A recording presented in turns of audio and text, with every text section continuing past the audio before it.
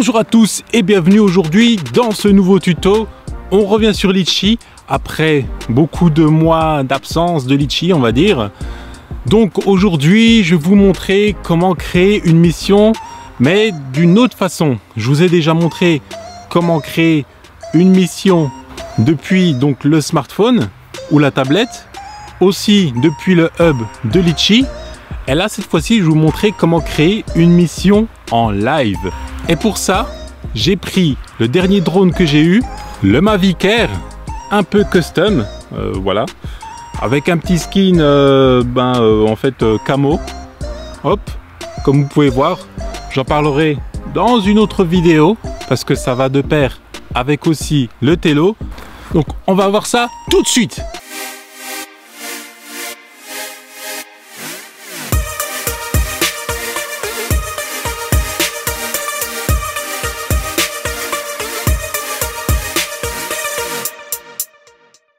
Donc j'ai lancé Litchi sur le téléphone avec la radio du Mavic Air. Le Mavic Air est encore éteint pour l'instant.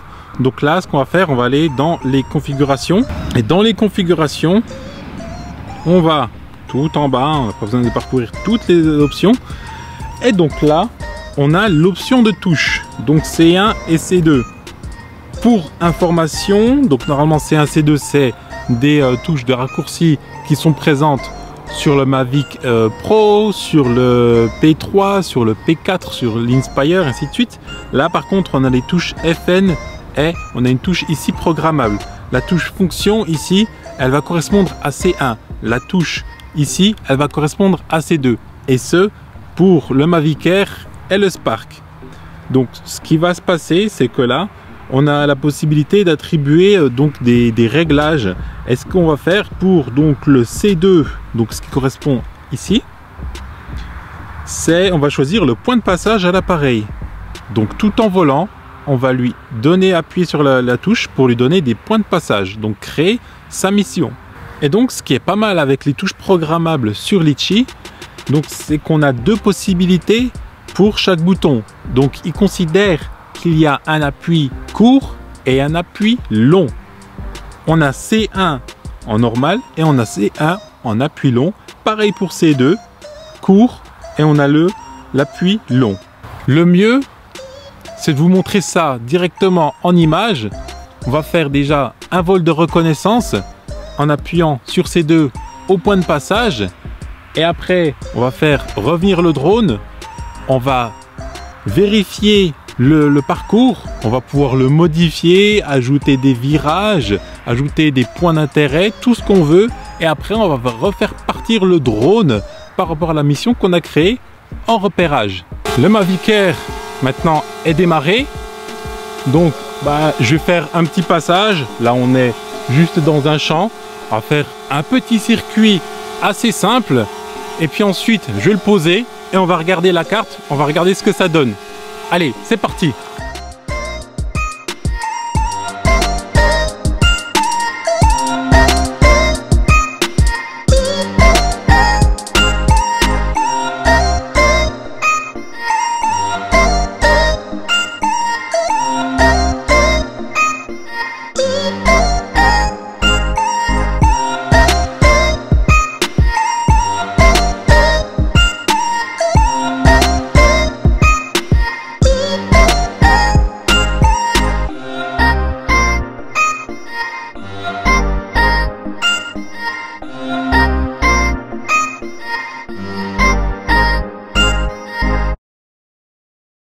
Alors voilà ce qui en est du parcours que j'ai créé.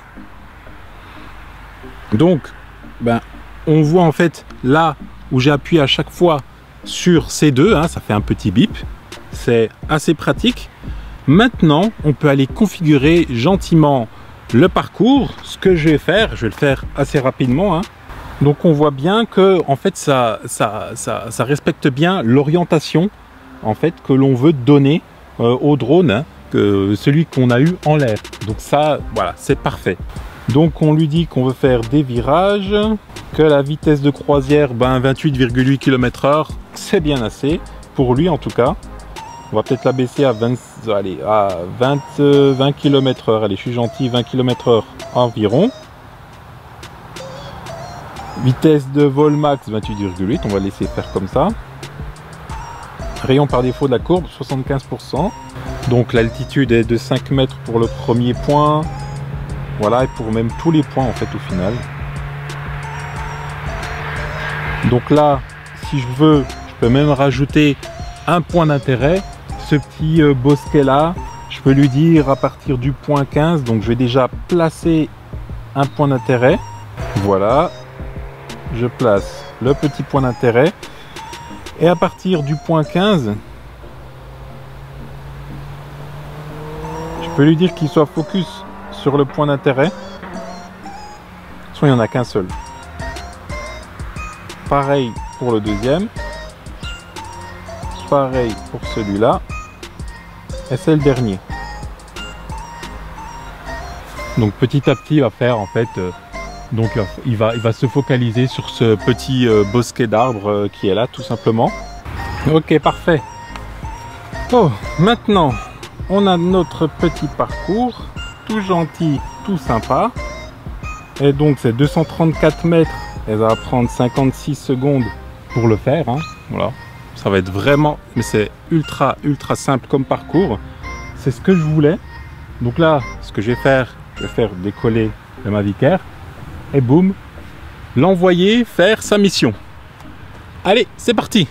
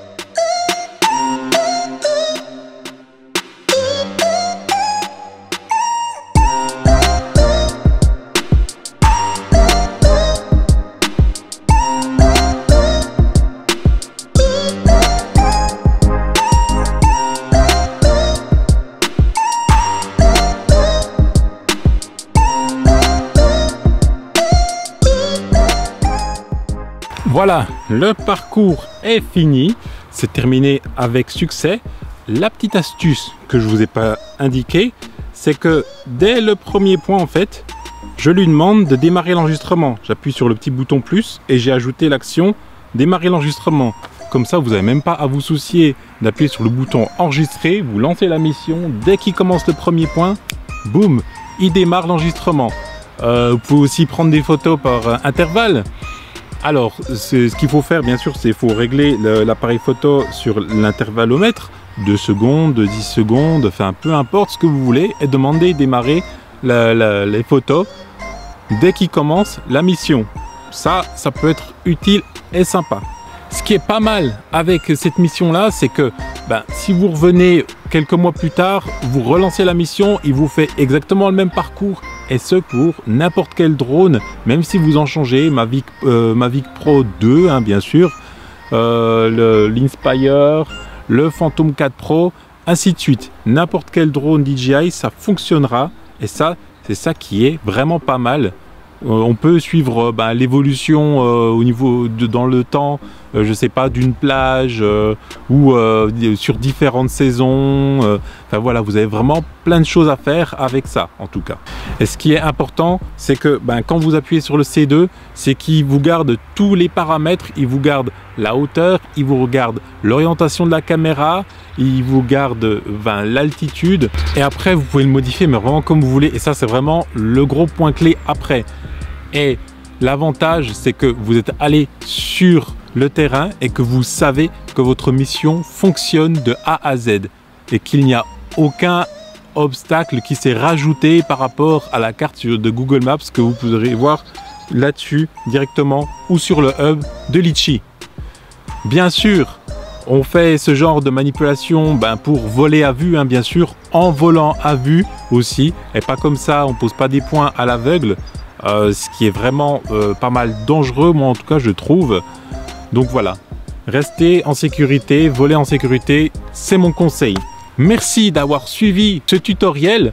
Aujourd'hui, donc même hier soir, c'était dimanche 26 août et on a atteint les 1500. Donc aujourd'hui, on est 1500 sur cette chaîne et je vous remercie vraiment du fond du cœur de vous abonner et c'est voilà, ça me pousse toujours à aller plus loin dans mes tutoriels. Il y en a encore plein en pagaille et à préparer. Et je vais tenter d'en mettre deux par semaine. Si c'est pas 2 tutos, ça sera une vidéo montée et un tuto. En tout cas, je vais essayer de remplir au max cette chaîne parce que j'ai vraiment plein d'idées. J'ai encore pas mal de choses à vous apprendre. Des tutos sur le montage sur Final Cut Pro, mais aussi sur LumaFusion, comment je prépare aussi mes missions, comment je prépare de A à Z, et ça peut vous intéresser. En tout cas, j'espère que ça vous intéressera. Voilà. En tout cas, je vous souhaite une bonne soirée. Photographiez, filmez, volez en toute sécurité. À la prochaine. Peace!